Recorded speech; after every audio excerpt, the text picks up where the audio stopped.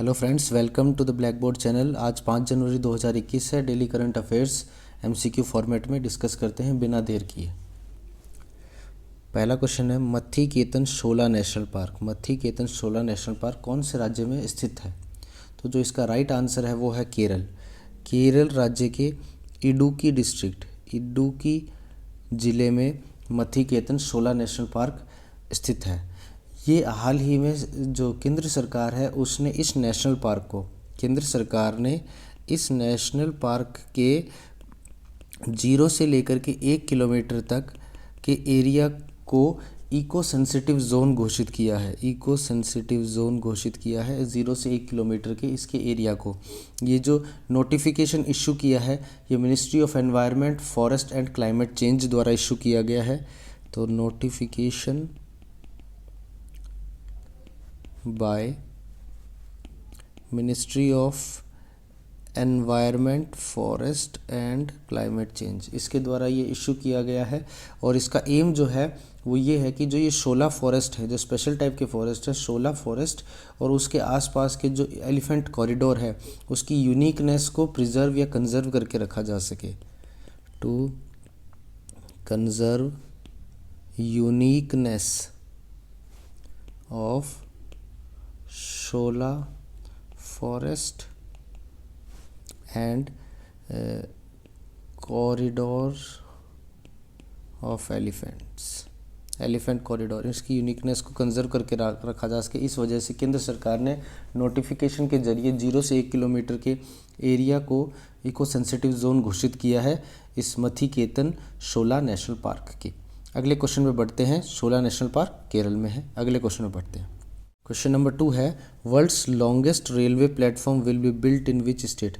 सबसे लंबा railway platform कौन से राज्य में बिल्ट होगा, कौन से राज्य में बनेगा? तो जो इसका सही उत्तर है वो है ऑप्शन डी, कर्नाटक। कर्नाटक राज्य के Hubli railway station, Hubli railway station को ये दर्जा प्राप्त होगा सबसे लंबे रेलवे स्टेशन का। इसका नाम जो है वो है सिद्धरूद Swami ji railway station. सिद्धरूद Swami ji railway station इसका नाम होगा। ये 1500 मीटर से भी लंबा होगा ये रेलवे स्टेशन। अभी वर्तमान में उत्तर प्रदेश के गोरखपुर ज़िले का रेलवे स्टेशन सबसे लंबा है, जो 1366 मीटर लॉन्ग है अभी वर्तमान में। इसके बाद ये जब बनेगा तो हुबली रेलवे स्टेशन कर्नाटक सबसे लंबा हो जाएगा।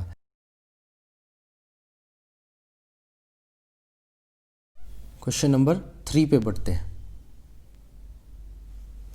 Fourth global Ayurveda festival 2021 will be hosted by. तो चौथा ग्लोबल आयुर्वेद फेस्टिवल 2021 कौन सा राज्य होस्ट करेगा, कौन सा राज्य इसका मेज़बान होगा? तो जो इसका सही उत्तर है वो है ऑप्शन सी, केरल। केरल इसकी मेज़बानी करेगा। ये जो ग्लोबल आयुर्वेद फेस्टिवल है ये विश्व का आयुर्वेद कम्युनिटी का सबसे बड़ा फेस्टिवल है। World's largest festival of Ayurveda community, world's largest fair है, फेस्टिवल है आयुर्वेद कम्युनिटी का। ये 12 से 19 मार्च 2021 को आयोजित होगा। इसका जो फेस्टिवल पार्टनर बनाया गया है फिक्की को। फिक्की आप जानते हो, the federation of Indian chambers of commerce and industries, the federation of Indian chambers of commerce and industries, उसके फिक्की को फेस्टिवल पार्टनर बनाया गया। और इसका जो एम है इस फेस्टिवल का वो यही है कि जो आयुर्वेद है उसके डेवलपमेंट पर और उसको किस तरह से पोस्ट कोविड एरा में उसको डेवलप किया जाए, आयुर्वेद को किस तरह और प्रचारित किया जाए, उस पे फोकस रहेगा ताकि लोगों की इम्यूनिटी को बढ़ावा मिले, बढ़ाया जा सके। तो ये तीसरा क्वेश्चन था कि चौथा ग्लोबल आयुर्वेद फेस्टिवल कहाँ आयोजित किया जाने वाला है। ये केरल में आयोजित होगा, वर्चुअल मोड में आयोजित होगा, मार्च 2021 में आयोजित होगा। फेस्टिवल पार्टनर फिक्की है। उद्देश्य यही है कि आयुर्वेद का किस तरह डेवलपमेंट किया जाए पोस्ट कोविड टाइम्स में, और जो ये विश्व का सबसे बड़ा आयुर्वेद कम्युनिटी का फेस्टिवल है। क्वेश्चन नंबर 4 पर बढ़ते हैं। फोर्थ क्वेश्चन है consumer confidence survey CCS, consumer confidence survey and inflation expectations survey of households, inflation expectations survey of households, ये किसने लॉन्च किए हैं? कंज्यूमर कॉन्फिडेंस सर्वे और inflation expectations survey of households, ये दो सर्वे लॉन्च किए हैं RBI ने। ऑप्शन डी, RBI ने ये सर्वेज लॉन्च किए हैं। RBI का इसको सर्वे को लॉन्च करने का जो एम है वो ये है कि इन सर्वे के थ्रू जो इनपुट्स मिलेंगे, जो डेटा मिलेगा, उसके बेसिस पे RBI अपनी मॉनेटरी पॉलिसी तय करेगा। Based on the inputs the monetary policy will be decided. इनको आधार लेकर ये मॉनेटरी पॉलिसी तय की जाएगी। अच्छा, इन सर्वेज़ को कौन सी एजेंसी कंडक्ट करा रही है? तो एजेंसी जो कंडक्ट करा रही है वो है हंसा रिसर्च ग्रुप प्राइवेट लिमिटेड। हंसा रिसर्च ग्रुप प्राइवेट लिमिटेड, हंसा रिसर्च ग्रुप प्राइवेट लिमिटेड ये एजेंसी है जो इन सर्वेज़ को कंडक्ट कराएगी। RBI की बात करूं मैं अगर, तो RBI की जो स्थापना हुई थी 1 अप्रैल 1935 को हुई थी। 1 अप्रैल 1935 को इसकी स्थापना हुई। इसका हेडक्वार्टर मुंबई महाराष्ट्र में है। इसमें 1 गवर्नर और 4 डेप्यूटी गवर्नर होते हैं। गवर्नर जो हैं शक्तिकांत दास हैं, और जो 4 डेप्यूटी गवर्नर हैं उनमें हैं विभू प्रसाद कानूनगो, नंबर 2 हैं महेश कुमार जैन, नंबर 3 है माइकल देवव्रत पात्रा, नंबर 4 हैं M राजेश्वर राव। तो याद रख लीजिएगा, विभू प्रसाद कानूनगो, महेश कुमार जैन, माइकल देवव्रत पात्रा, M राजेश्वर राव। हंसा रिसर्च ग्रुप प्राइवेट लिमिटेड ये 2 सर्वे हैं, कंज्यूमर कॉन्फिडेंस सर्वे और inflation expectations survey of households को कंडक्ट करवाने वाला है। ये सर्वे RBI द्वारा कंडक्ट करवाए जाएंगे, और एजेंसी जो कंडक्ट करा रही है वो हंसा रिसर्च ग्रुप प्राइवेट लिमिटेड है, और उद्देश्य है मॉनेटरी पॉलिसीज़ में इन इनपुट्स को इनकलकेट करना या लेना। Question number 5, the committee for the possibility and feasibility of CET की फुल फॉर्म बता देता हूँ मैं यहीं आपको, कॉमन एंट्रेंस टेस्ट है CET। The committee for possibility and feasibility of CET at under graduate level UG level in central universities is headed by, इसका जो राइट आंसर है वो है ऑप्शन B RP तिवारी।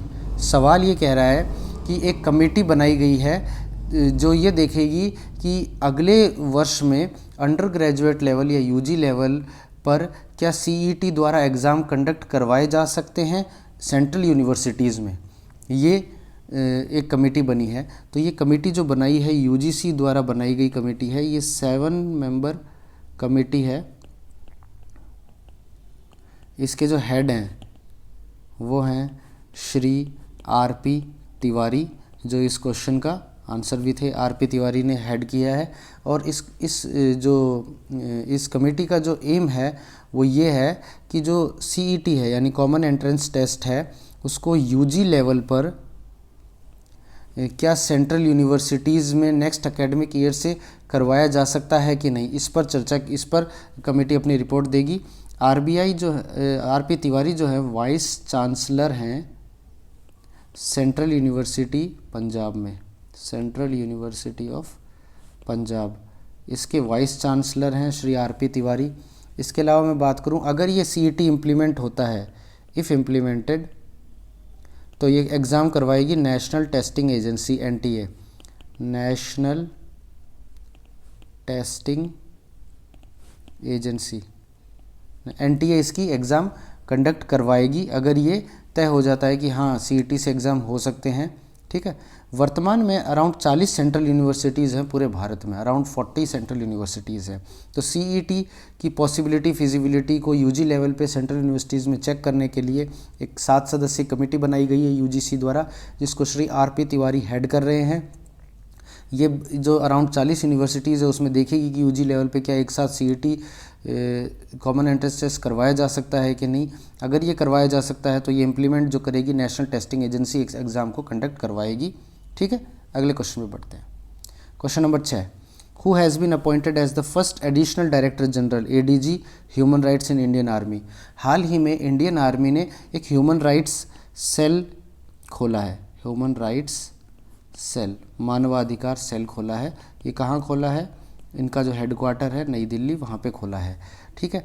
ये इसकी और इसमें मेजर जनरल गौतम चौहान को फर्स्ट ADG नियुक्त किया गया है। तो इसका जो आंसर है कि किसको first ADG human rights Indian army नियुक्त किया गया है, तो आंसर है श्री गौतम चौहान, जो कि मेजर जनरल रैंक के हैं, मेजर जनरल रैंक के हैं।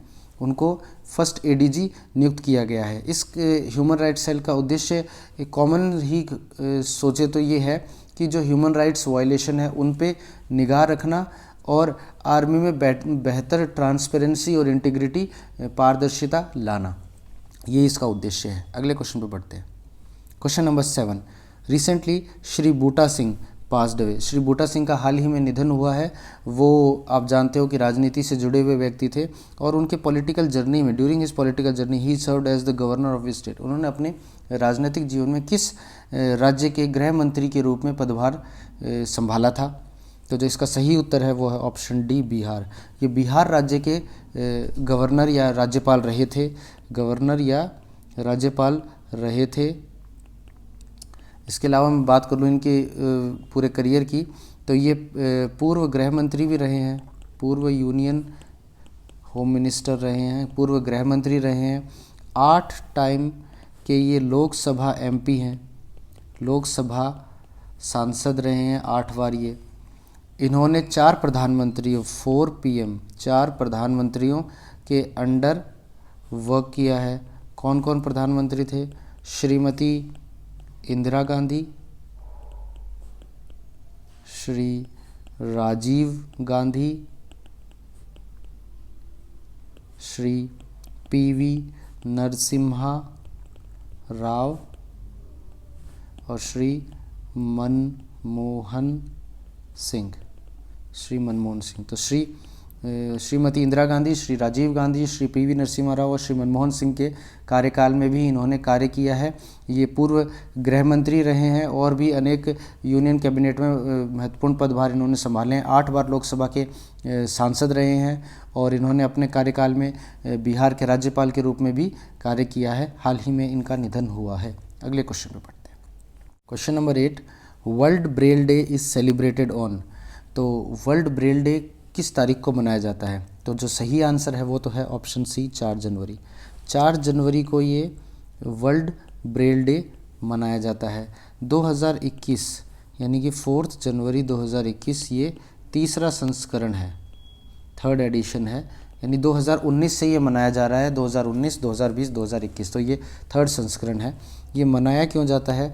ये बर्थ एनिवर्सरी है, यानी कि जो जन्म दिवस था, जयंती थी श्री लुई ब्रेल की। आप जानते होंगे लुई ब्रेल जो कि एक फ्रेंच एजुकेटर रहे हैं और ये इन्होंने ही ब्रेल लैंग्वेज का, जो ब्रेल लिपि है, जो ब्रेल लैंग्वेज है, उसका इन्वेंशन इन्होंने ही किया था। इन्होंने ही इन्वेंट की थी ब्रेल लिपि, जिससे कि हमारे जो विजुअली इम्पेयर्ड पर्सन्स हैं वो इस लिपि के माध्यम से लिखना पढ़ना सीख जाएं। तो ये इसका उद्देश्य था। वर्ल्ड ब्रेल डे इस उपलक्ष्य में मनाया जाता है ताकि जो बर्थ एनिवर्सरी है लुई ब्रेल की, उसको उनके जो किए हुए कार्यों को याद किया जा सके। तो 4 जनवरी वर्ल्ड ब्रेल डे। अगला क्वेश्चन, 9th क्वेश्चन है, Padma Shri colonel Narendra Bull Kumar passed away. Narendra Bull Kumar का हाल ही में निधन हुआ है। जो ये पद्मश्री अवार्डी हैं, ये किस से संबंधित थे? तो जो सही उत्तर है वो है ऑप्शन बी, पर्वतारोहण या माउंटेनियरिंग। पर्वतारोहण से ये संबंधित थे। 1964 में 1964 में ये पहले भारतीय बने थे जिन्होंने नंदा देवी क्लाइम किया था। First Indian to climb Nanda Devi पर्वत को क्लाइम करने वाले पहले भारतीय बने थे। 1965 में इन्होंने माउंट एवरेस्ट पर भी चढ़ाई की थी। उसके अलावा बात करें तो ये जो सियाचिन ग्लेशियर है उसको भी पर्वतारोहण एक्सपेडिशन में वो चढ़ाई करने वाले पहले ऑफिसर बने थे। इस बात से जो सियाचिन ग्लेशियर की चढ़ाई के बाद इन्होंने क्या किया कि इंडियन आर्मी को सारी वहाँ की पिक्चर्स, फोटोग्राफ्स और नक्शे दिखाए कि ये कितनी इम्पोर्टेंस रखता है एक सियाचिन ग्लेशियर। इसी के बाद ऑपरेशन मेघदूत जो हुआ था, ऑपरेशन मेघदूत 1984 में हुआ था, उसमें जो इंडियन आर्मी ने इन्हीं के मैप्स और फोटोग्राफ्स को आधार बनाकर ये ऑपरेशन लॉन्च किया था। ठीक है, और सियाचिन ग्लेशियर को वापस हथियाया था। ठीक है, सियाचिन ग्लेशियर को हथियाया था। इसके अलावा पद्मश्री इनको 1965 में मिला है। पद्मश्री उनको 1965 में मिला है। और Siachen battalion head, Siachen glacier base में सियाचिन बटालियन का जो हेडक्वार्टर है उसका नाम भी इनके नाम पर ही कुमार बेस रखा गया है। कुमार बेस, इसका नाम कुमार बेस रखा गया है। सियाचिन ग्लेशियर बेस का जो बटालियन का हेडक्वार्टर है सियाचिन की, उसके नाम पर। तो हाल ही में नरेंद्र बुल कुमार का निधन हुआ है जो पर्वतारोहण से रिलेटेड हैं। नंदा देवी में 1964 में इन्होंने चढ़ाई की थी, 1965 में माउंट एवरेस्ट पे। उसके बाद लेटर ऑन ये one of the first officers बने थे जो सियाचिन ग्लेशियर्स पे लैंड किए थे। वहाँ के मैप्स और फोटोग्राफ्स को दिखाकर इन्होंने इसकी इम्पोर्टेंस को बतलाया। इसी के बाद ऑपरेशन मेघदूत चलाया गया 1984 में, जिसमें इंडियन आर्मी ने जब ये लॉन्च किया तो इन्हीं के मैप्स और फोटोग्राफ्स का यूज़ किया गया। आगे चलते हैं। क्वेश्चन नंबर 10, आज का last question. Recently ministry of defence has signed a contract with which PSU public sector undertaking to supply indigenous links U2 fire control systems for Indian navy. भारतीय navy के लिए मिनिस्ट्री ऑफ डिफेंस ने एक contract sign किया है ताकि एक public sector company से अंडरटेकिंग से एक कॉन्ट्रैक्ट साइन किया है ताकि भारत में ही developed Lynx U2 fire control system Indian navy को प्रोवाइड किए जा सके।